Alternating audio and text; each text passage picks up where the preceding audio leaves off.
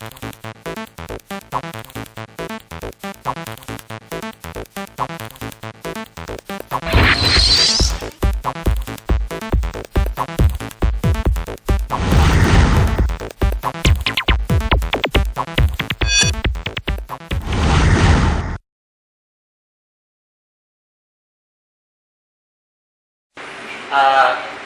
start the introduction, chemical process materials and biological substances, if they are mixed, they are composed of solid, liquid, or gas. And as well, it's also composed of biological substances. And we can say that these groups would form a mixture of different components. And this mixture can be classified into the different phases that is embedded into that kind of mixture. So it can be solid, liquid, and gas. So here, it's either solid, liquid, and gas, right, Joseph? Yes. So again, guys, you can see here that there should be a contact between the two phases so that there will be efficient solute transfer. So here we have an idea about separation processes. So Joseph? The separation processes. Okay, that's what you can see. There are like adsorption, leaching, we have liquid-liquid extraction, and many more. So we've all learned that, and it's part of our life being a chemical engineer. So, can I ask you a question? Yeah, sure. About separation process. Okay. What are the importance of separation process?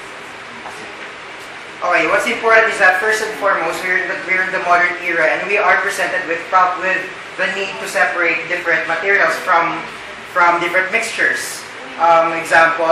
Give me some examples. One example is to increase purity of the substance or the raw materials, and also to reduce unwanted chemicals for production. And another is to remove harmful substances that can be discharged to the environment. Yes, I agree with that. Yeah. So here different mixtures are characterized by different combinations of phases. We have here gas liquid, gas solid, so you can all see those kinds of descriptions I'm telling you about on the screen. So, as what I've said earlier, we have two phases are brought into contact, which is supposed to be intimate so that there is an efficient transfer of solute from one, let's say from the gas or from a certain media to another one. Then, phases are then separated by simple physical methods. And then one phase is enriched while the other is depleted in one or more components. So gas absorption, so to formally start gas absorption, so you have it there on the screen. I have there some definitions we took from the book. So it's better that I would tell you how I do gas absorption than rather read it or what the things that are seen on the screen. So for me, gas absorption is literally a solute transfer from the gaseous phase towards the liquid phase, and then which we tend to have, there is what we call as a solubility factor and also Henry's law that's involved here.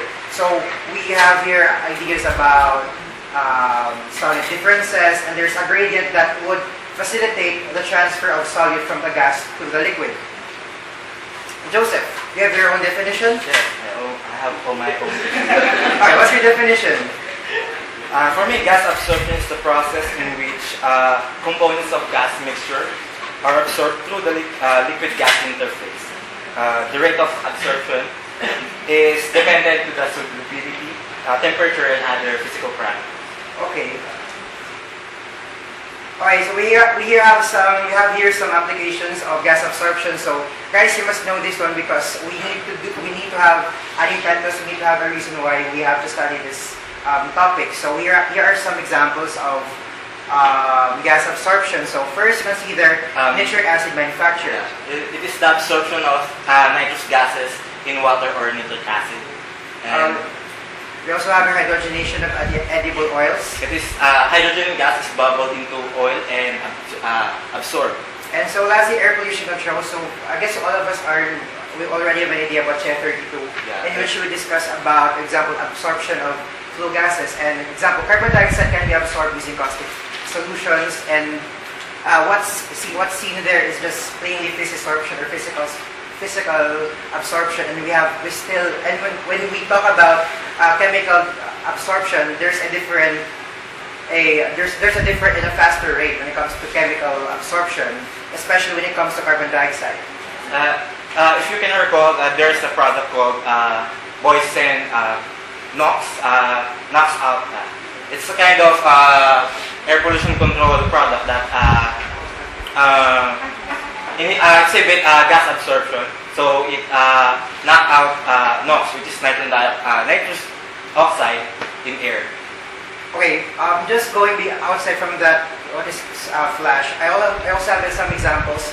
So, example would be absorption of carbon monoxide, and what is usually used is CuCl2, or let's say other compounds having chloride complexes. Yeah, definitely. Definitely. And other application, removal of carbon dioxide from water gas mixture. So hydrogen gas is bubbled into oil and absorbed. Yeah, so what I've said, carbon dioxide is removed from the air. So we're all aware about in this era in which carbon dioxide is being absorbed, and then we have here different carbon dioxide sequestration beds wherein carbon dioxide is absorbed into these beds. Yeah. An example of chemical absorption would be the use of amines, in which there's a faster rate of absorption for carbon dioxide. Yeah, especially now the global warming. Yeah, global warming. About climate change. Yeah. Very significant. So, Joseph, I've heard of some author that author told me that. What? No, not literally told me in person, but through reading what he has written, it's better that engineers would focus much on the absorption of carbon dioxide and on absorption columns, since if we cannot even solve this microcosm of the bigger problem, then how much more if we try to solve bigger problems?